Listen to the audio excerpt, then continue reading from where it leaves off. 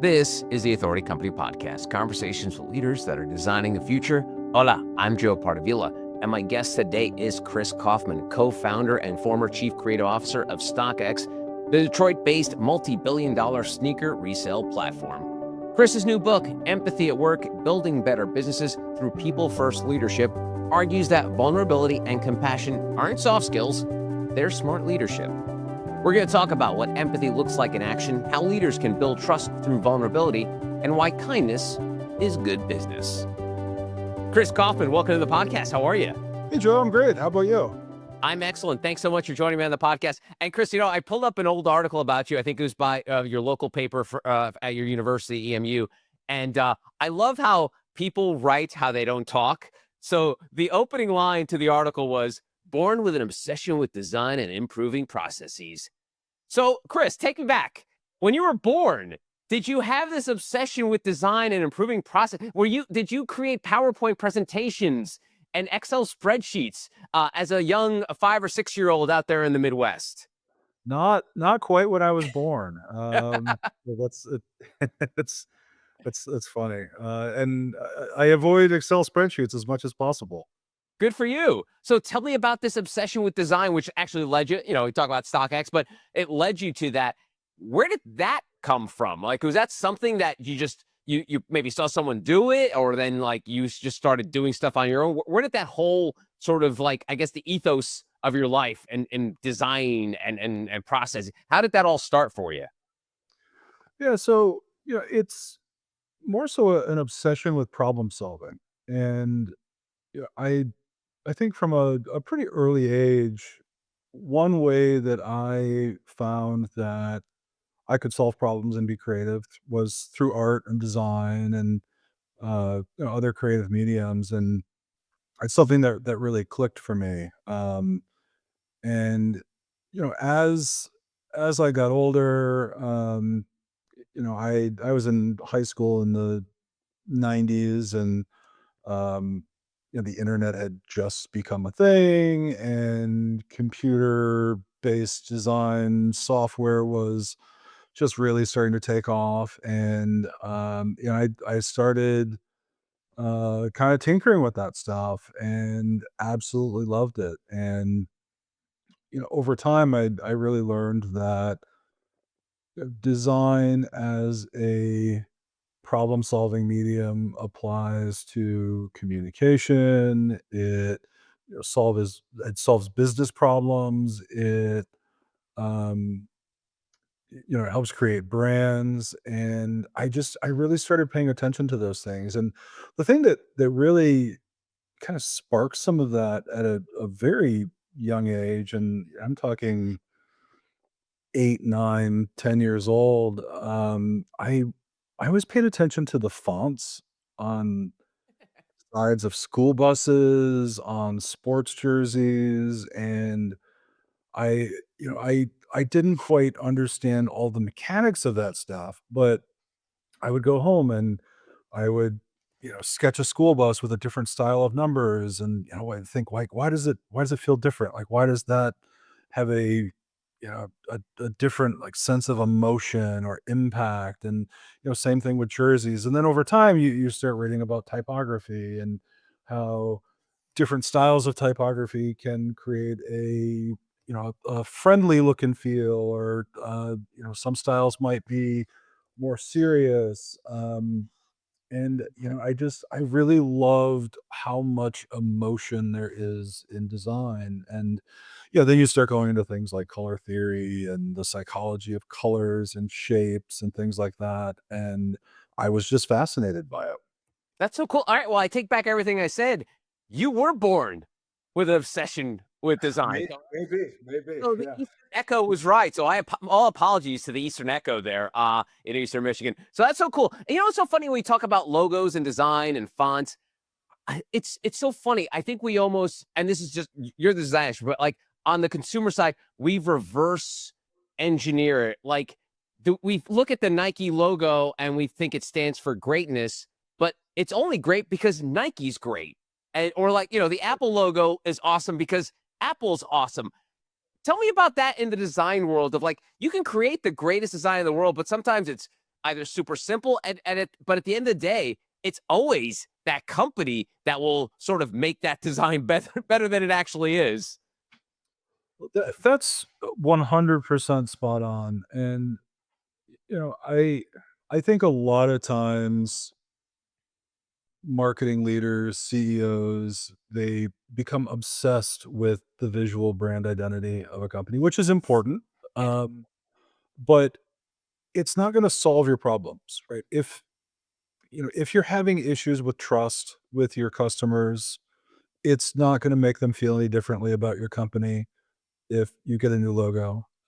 If they're frustrated with your customer service experience, if your shipping times are slow, if they don't care for your return policy, um, there's no amount of visual lipstick that is going to solve any of these problems that many organizations face, especially retail businesses. And I think that's something that's really important to keep in mind is all of this stuff is integrated. It needs to be a fully holistic approach to creating a brand. And that's internal, that's external, um, it's visual. And we've seen so many companies that they they have a great reputation, they've been around for decades, and Apple and Nike are great examples of 2 companies that could probably have almost anything for their logo Right. and would still be successful, Right. and and they could change those logos, and people would probably still buy their phones and computers and sneakers, where you can have a terrible company with, uh, subpar product, terrible customer service, awful culture, and you can get the best design firm in the world to create a logo and brand identity, and it's not gonna solve any of those problems. It's not suddenly going to draw customers in. What a brand identity does is it ties customers into that experience, whatever it may be, and it becomes memorable. It becomes the signature. So when there's positive connotations there, customers are gonna have a positive response to that logo. If they've had a negative experience with that company, it can be the best design logo in the world, and they're still not gonna look upon it very favorably. Absolutely, and it's funny too because, you're since you're a '90s kid, you're I'm not sure what your design, sort of mentality revolves around, but I'm assuming the minimalist, Apple, Johnny Ive, like, super simple, clean logos, was that a lot of your influence coming up through the ranks of, like, just keep it as super simple, sleek, not too that '80s loud, large logos and colors and fonts. Was that more of your style? You did you lean more into the minimalist style? Well, it really depends on what you're solving for, and I think it's smart to adopt styles that align with what the end goal of any solution is. And I think a lot of times in a environment where you're marketing to mass audiences, there's very limited attention spans. um you tend to lean towards being simple, to the point. um People may see 10,000 banner ads a day, and you got to really think about what's going to get their attention, what's going to get that point across. But I think it depends on the brand too. And there is a place for ornamentation, and there is a place for layered design that isn't just the stark single color logo, white background, because also run the risk of going down that path, and then everything becomes homogenous, and everything looks the same for every single brand. So there's some nuance there. And if you're leading design for a company, you really need to decide, what are the goals, how does the visual language play into those goals? And then how do you create that visual language that scales as a system and can really communicate the needs and the objectives of that company or organization? And it's interesting because when I first started becoming interested in design in the 90s, the aesthetic was much different. Things were almost over designed. There was a lot of ornamentation, especially in graphic design and experimental graphic design. And there were a lot of designers like April Greiman and Chip Kidd and Rick Belicenti, and they were doing this really interesting cutting edge graphic design in the 90s. And I'm still inspired by that in a lot of ways, and I still play with that and, kind of have some fun with those types of designs. But it's really finding that balance and that mix and thinking about how all of those things come together and ultimately they're representative of the brand. If you look at most luxury brands, there's far less restraint. You're going to find a lot more color, texture, pattern. Things tend to be a little busier because you're thinking about the audience. And if you're Gucci or Prada, your audience is much different than mass marketing an iPhone, and your message is much different. And in a lot of those cases, you have some kind of equity built in already. You have some kind of understanding of the brand, and the pitch is often much different depending on the product or the brand. I mean, a great example of this, Chris, the messaging meeting the brand and where the customers are is the Cracker Barrel Mhm. thing. They Yeah. essentially, going back to my question about like minimalistic, they essentially said, "Hey, let's just do this minimalistic branding." And of course, it became overtly political, but I think people like missed out on the nuance of it. I think they were just trying to wi- wind it down a little bit, make it super minimalistic. Like a lot of the, like you said, homogenized. All these other logos are all about looking the same, like a single font, like two colors max. And their customers were like, "Nah, that's not my Cracker Barrel." So I think Yeah. that that's very important too when it comes to, especially when it comes to rebranding. Are you rebranding it with your customers in mind? Yeah, and that's a really great example where okay, if you were to look at the Cracker Barrel brand from an aesthetic perspective and you were to apply design best practices to a redesign, they did almost everything right. If you would have went down the list and said, "What are the things we should do? Clean this up, improve legibility, modernize it, make it more scalable, um, Get rid of the man. get rid of the man," right? Yeah. Like that's part of simplifying. Tighten up the colors, modernize the colors, uh, modernize the interior design of the spaces. They did all of those things, and they did things that consumers typically gravitate towards. Now, the problem is when you apply a broad brush approach to a brand that has a lot of equity and you're not listening to the customers, you run the risk of the kind of fallout that happened from that switch. And I think, what they probably learned was it is not a one size fits all approach to branding or visual identities or logos. And I think they probably had a lot more equity in that brand than they realized. Mhm. And I think what really drove a lot of that response was the nostalgia.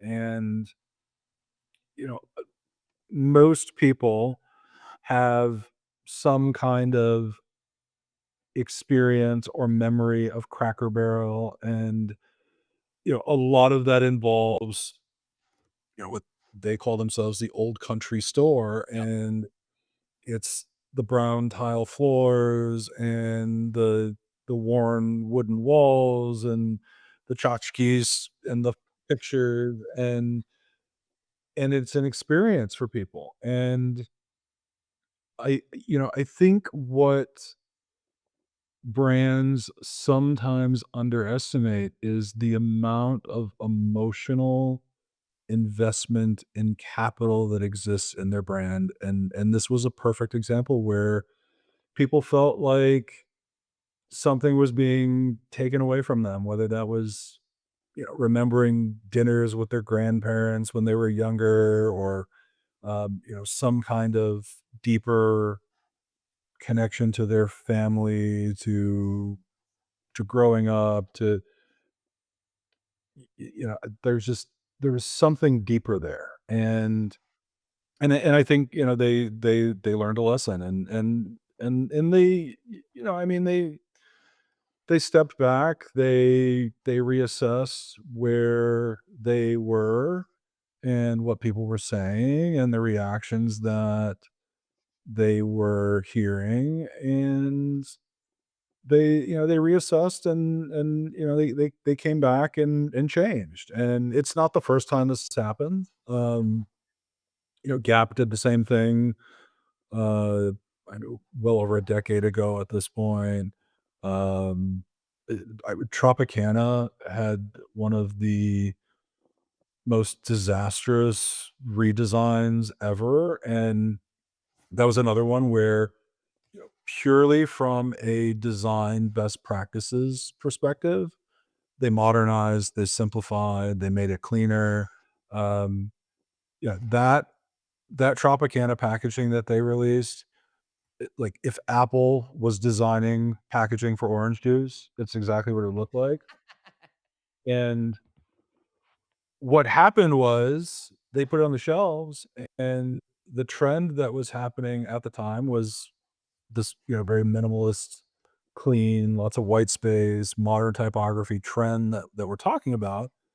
And suddenly it looked like everything else. And Tropicana, which is a brand that had a lot of equity, had a lot of loyal customers, suddenly looked just like the Walmart store brand, and people couldn't differentiate it on the shelves anymore. And, I think that's the biggest thing to keep in mind is, like, yes, there are rules, and yes, there are trends, and, things are cyclical, and, there are visual standards that people expect over time. But that doesn't mean that you follow all of those rules, and that doesn't mean that you just adhere to whatever is of the moment, because you really risk alienating customers and having a negative impact on the brand, especially when you have built so much equity, in that brand and in that identity. It's amazing, Chris, and this is a great leadership lesson. And obviously, your book's all about leadership lessons. But it's funny because when going back to what you said about the rebrand for Cracker Barrel, they did everything right in terms of like how you would rebrand a company and a logo and everything like that. Yet it came out so wrong. Like, I mean, it's just like you saying that was like a big like light bulb in my head. I'm like, yeah. I mean, they probably focus grouped it. They probably had to, who knows how much money they actually spent on it. They had like the experts of experts designing this thing, and it still didn't turn out right. I mean, that's the crazy thing about what you people in business do. It's like you can do everything right, and it could still blow up in your face. Yeah, and that's why, none of these things are an exact formula. There's a lot of value in intuition. There's a lot of value in, leaning on research, but, um, knowing that the research is always going to be limited. Relying on data, but questioning that data. And, you can't always trust that you're talking to the right people. And sometimes you find that there's a much larger group of people that, have some kind of negative feelings about the changes you're making, and you didn't even think to talk to them, or you didn't know where to find them. And, yeah, a lot of times, people are quiet about these things until they change. And Cracker Barrel is a good example. I doubt there were many people having conversations saying, "Oh, I really love the Cracker Barrel logo and brand, and the restaurants." And and people don't think about those things until it's gone.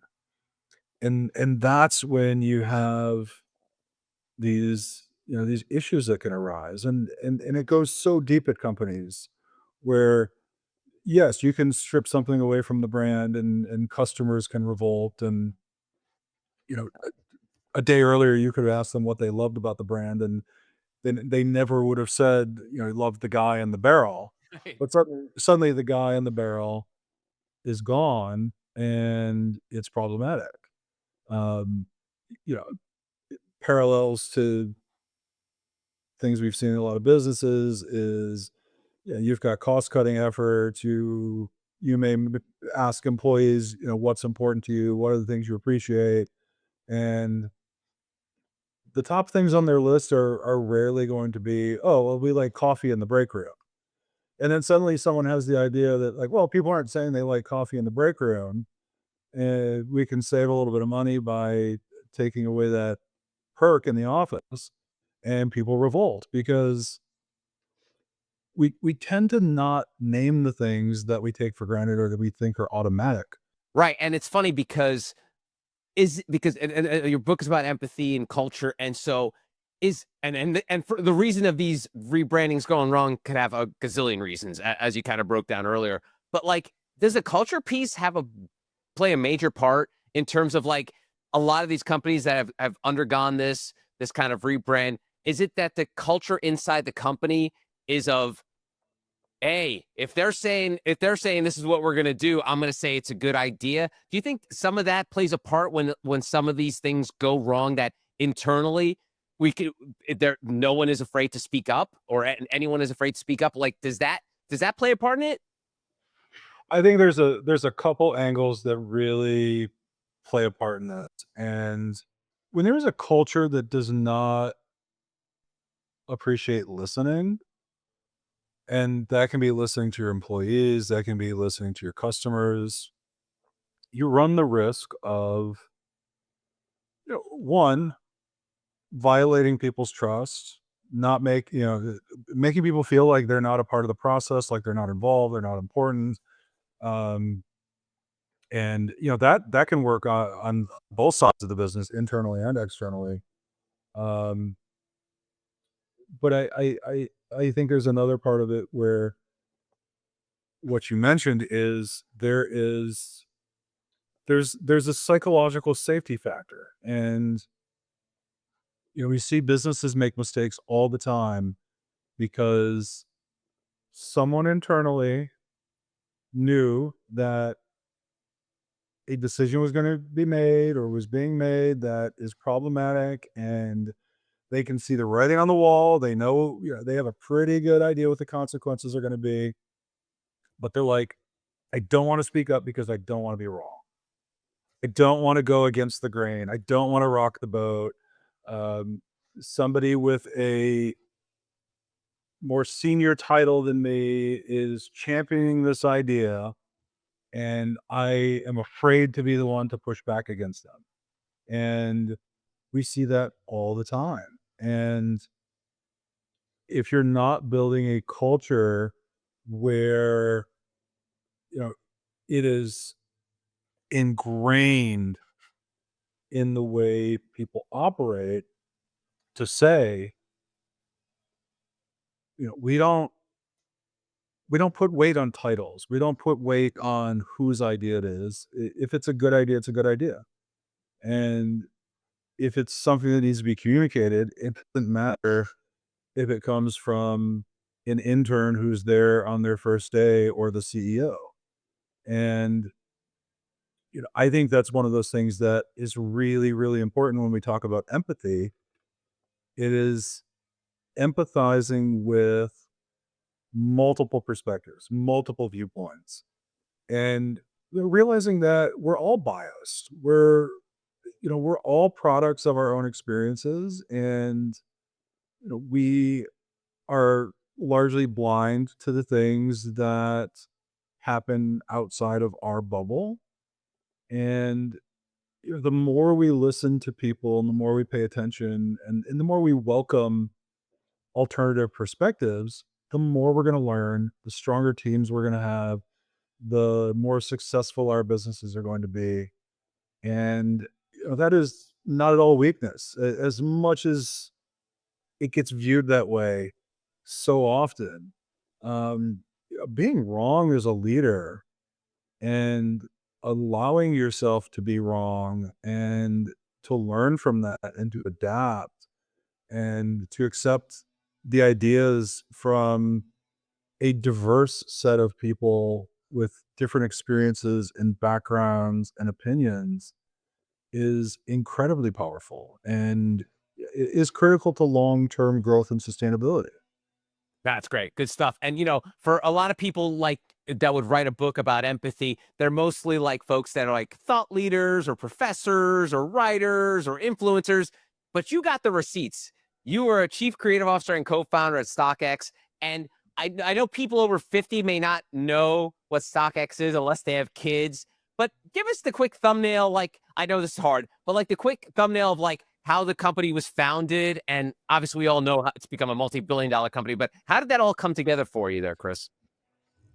Yeah, so essentially, in the beginning, we had an idea around, could we apply stock market mechanics to a secondary retail market? And there are a lot of products we could have applied this to, and in the beginning, we looked across a bunch of different verticals and industries, and um, really kind of focused on anything that was produced in limited supply that sells for a premium on a secondary market, um, had potential. So wine, watches, trading cards, collectible cars, sneakers, obviously.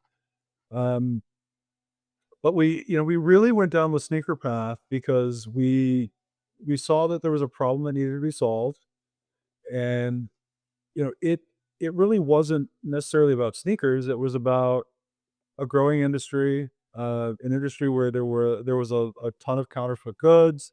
There wasn't price transparency, and the premise behind StockX was looking at things like, if you're buying a stock on the stock market, there's price transparency. You know exactly what the last person paid for it. StockX works the same way. Um, it's completely anonymous. If you're buying something on StockX, you don't know who you're buying it from. Um, the product sells, it's shipped to us, it gets packaged back up, authenticated, sent back out to the buyer. And then there's the authenticity factor. When you buy a share of stock from a brokerage, there's no doubt in your mind that you're getting a valid, authentic share of stock. And we wanted to create that same kind of peace of mind in a retail market, and say, okay, we're going to verify the product. We're going to make sure it's legit, it's new in the box, and you're getting what you paid for. And kind of building off of those three core tenets is where the original idea for StockX came from. Wow, what a great, and obviously it worked out. And it's funny because I think, like I've joked, like if you're over 50 and maybe not a sneakerhead, you're probably not aware of this world. But it's incredibly popular. It regardless of age, especially as long as you guys have been around. But it's funny. I'm just trying to think back, like you explaining it to me. I mean, obviously you're the founder, so you explain it really well and very quickly. But back then, when you said you started with sneakers and it's grown to become this massive thing where like you get Labubus and you get like trading cards, stuff like that. But it was sneakers. What was it like selling that value proposition when you first started? Because I'm sure the community was there for it, but like getting it off the ground, was that a tough sell for you? Because it's not like you had some sort of fancy, like it's not like you trying to build a company now. It's like, hey, this is an AI powered company. It's like it wasn't so obvious to an investor or someone like that. What was that struggle like at the beginning? So we were pretty fortunate in the beginning because we had a co-founder that was financing the business, and Dan Gilbert, and we didn't have to go down the traditional VC route in the beginning, and Dan really believed in the idea, and he understood it. A lot of this idea came from conversations with him, and his kids who were collecting sneakers, and like that was an easy sell. And in the beginning, he probably bought into it more than we did. I think there were moments where like, are we really going to build like a sneaker marketplace? Is this thing going to work? Um, Now, the customer perspective, that was interesting because we were designing a platform, leveraging stock market mechanics, trying to do it in a way where people would get the price transparency that they need. They're receiving the data that they need to make intelligent buying and selling decisions. Um, but to do it in a way where all of that data and all of those mechanics weren't interfering with the the buying experience. Mm. Where, most e-commerce sites you go on and there's a buy button and you buy, and you put it in your cart and you check out. StockX has a lot of data that you can really comb through, and um, it's hard to display that in a way where it's it's not distracting and it's not creating friction. And we were really thoughtful about that. And there were things that we did that worked, and there were things that didn't work, and things that over time we learned were getting in the way and slowing people down. And ultimately, early on, I think if it was a different kind of product, we would have had a much harder time kind of getting it up off the ground and getting that traction. But because we had such a passionate customer base, what we discovered was even when we made UI and UX Mhm.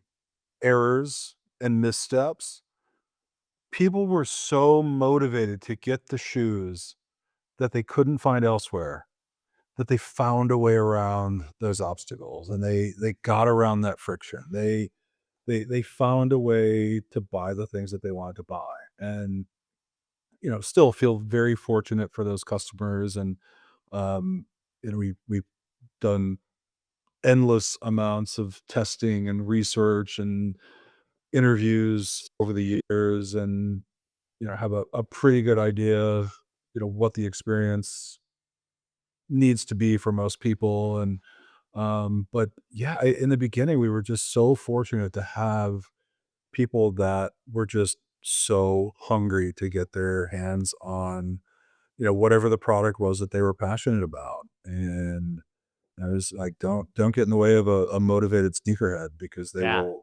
they will find a way to get what they're looking for. I'm sure a lot of these sneakerheads, Chris, too, will probably appreciate it. Like you mentioned, the transparency of it, but almost, I know the word regulation kind of feels like a negative, but you almost regulated the market where people knew exactly what Sneaker X was going for. It wasn't someone just pulling a number out of the sky and be like, hey, this sneaker's worth $10,000, take or leave it. Now, all of a sudden, people are like, no, it's not.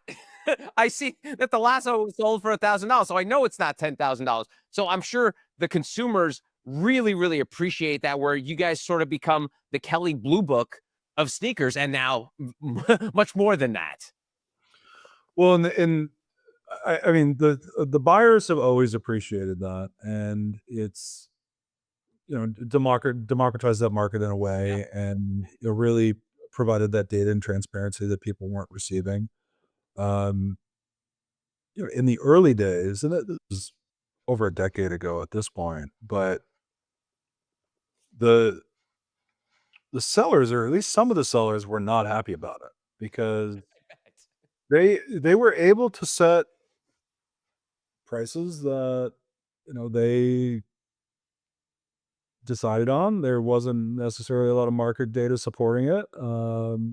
They they were very profitable for them, and by exposing that and making all the data transparent, it really disrupted some sellers' businesses. And there was definitely some tension there in the beginning, and, we would get feedback that sellers didn't like that, they like setting their own prices, which, you can still set your own prices, it just doesn't mean that someone's necessarily gonna buy it for that. Right. Um, but, what changed over time was the the density that we built on the platform, and, we've got millions of users. um Sellers no longer had to go out and find those people. They could list anything in their inventory on StockX, and for the most part, there was a buyer ready to make a purchase. And it was really about finding the right price where the bid and the ask would match, and the transaction would go through. And then we became really focused on the seller experience over time, and built out seller dashboards and order management tools and inventory management tools, and created a really robust experience for sellers to manage their businesses. And I think one of the coolest things about StockX is the people who are doing business on StockX on a daily basis, and they're buying and selling, and um, many of them running very successful businesses through the platform. They have made way more money off of StockX than anybody who has actually been involved in starting StockX or working at StockX. And I think that's like such a cool thing is um, there's been all these opportunities for people to create wealth and make a living and build a business, and it all lives on the platform.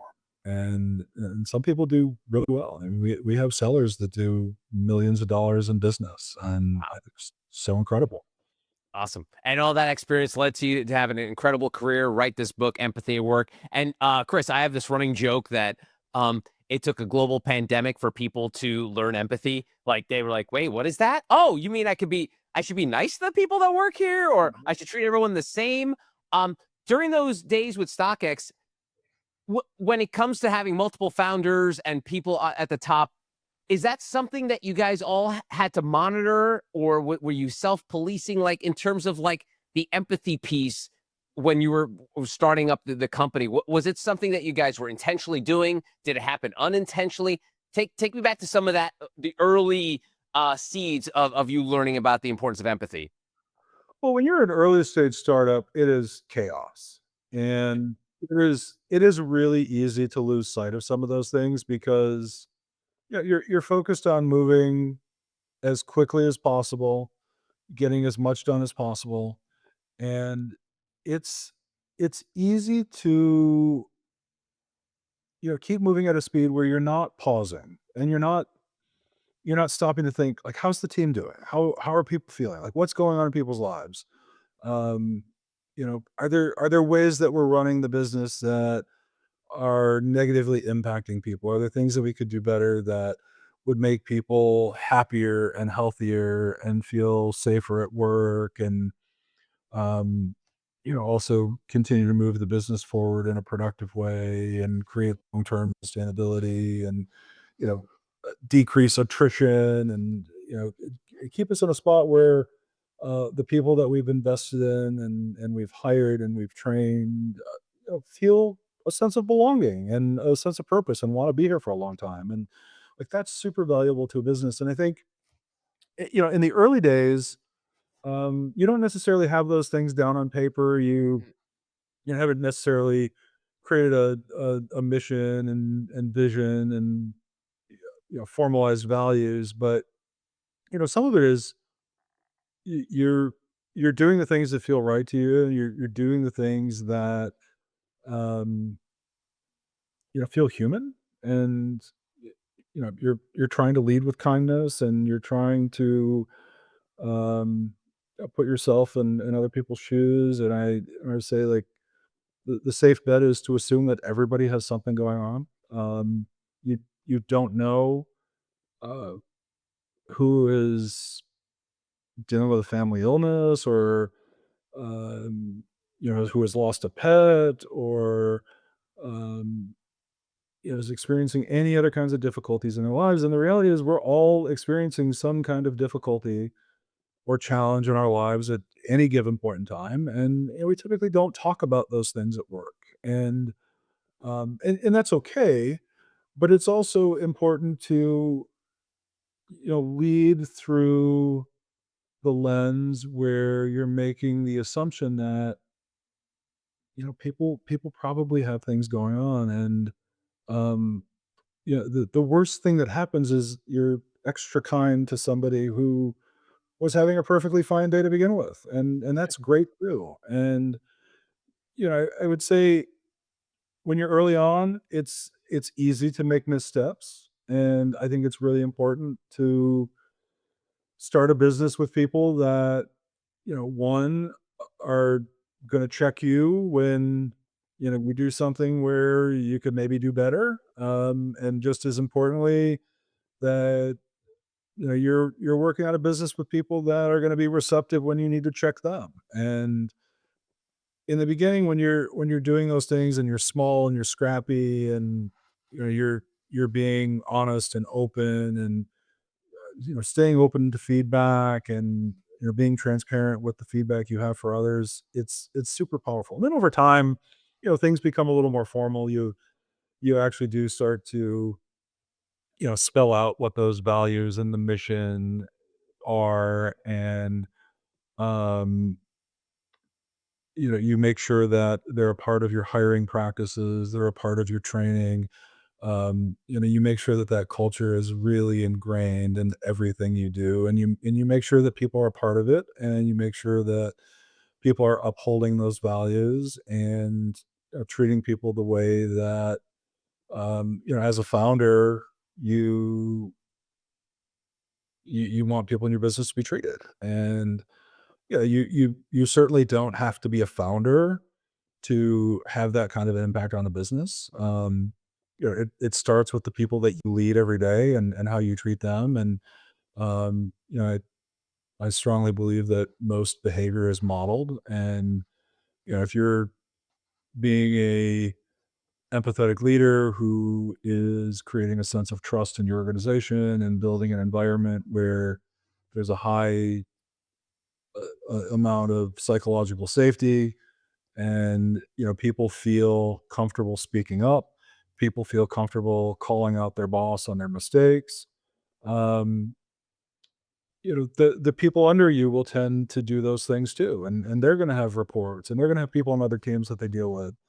And people notice that behavior, and it's contagious. And that's the kind of behavior that really does start at the top. And what's important about it is when you are leading that way, and when you are demonstrating that that is the way the business is going to be run, it empowers people to show up in the same way. It empowers others to be kind and empathetic and listen with an open heart, and to give people the benefit of the doubt, to have open, transparent conversations with people. I can't count how many times I've been organization where somebody comes to me and they're like, "Oh, I think this person's mad at me, or this thing happened and I don't know why." And the question is usually, "Did you ask them?" "Well, no, I think it's because of this." Well, you don't know. And why don't you just have a conversation with them? Because one, it may be for a reason entirely different than you're assuming, and 99% of the time it is. And a lot of the times, maybe just as frequently, the person didn't even realize they did it at all. They didn't realize they said that thing. They didn't realize that they upset somebody. They didn't realize that, their tone was interpreted in a way that something was wrong, or someone was angry, or, um, and I think, like, it's so simple just to have a conversation. And there are so many things that turn into huge HR issues that could have been solved with a 30-second, like, "Hey, like, the story I'm telling myself is this." And I thought most of the time when you do that, the other person's like, "Oh gosh, I'm so sorry. I didn't mean to do that at all," or "That wasn't my intention," or, "Oh yeah, like, I got a ticket on the way to work and I didn't mean to, bring that into the office, but I was in a bad mood and I'm so sorry." But it is so easy to internalize things and to take things personally, and most of the time it's nothing at all. And it it can be solved by asking a simple question and having an honest conversation. And a lot of those values came from mama and papa. And I always take folks behind the dedication of the book, and you dedicate your book to mom and dad for showing me that Mhm. true strength lies in understanding others, that kindness is language spoken beyond words. Tell me, why was it? I mean, obviously, you've laid out your values and how it's led to this incredible career and book and all that jazz, but it all started at home. So tell me about mom and dad. Yeah, and I'm growing up with parents that have that view of the world is a great head start on much of this stuff. And you know I think a lot of it was paying attention to how they showed up in their relationships and how they would treat other people, and in times of difficulty and in challenges, with challenges they were having. And um so much of what I saw growing up was looking after people who were in a difficult situation, needed a helping hand. And not once did I ever hear somebody say, "What do I get out of this?" Or "What's this gonna cost me?" Never any hesitation. If someone was in need, there was always help there. And, I would say same thing for me. I never found myself in a position where there wasn't someone there for me if I was in a position where I needed help, or someone to listen, or just really needed someone to understand. And it's really powerful. And it's interesting how being in an environment where people are always looking for ways to help others, um, it sticks with you, and it's ingrained in you. And it really helps shape your worldview. It shapes your leadership style, and it really just shapes the way that you wake up in the morning, you think about the world, and you show up, um, and how you treat people. You can read all about it in Empathy at Work, Building Better Businesses Through People First Leadership. His name is Chris Kaufman. Chris, thanks so much for the time. I really appreciate it. Thanks, Joe. I appreciate it. It's great being here. And that's going to do it for this episode. If you want to find out more information about Chris and our other amazing authors, go to theauthoritycompany.com.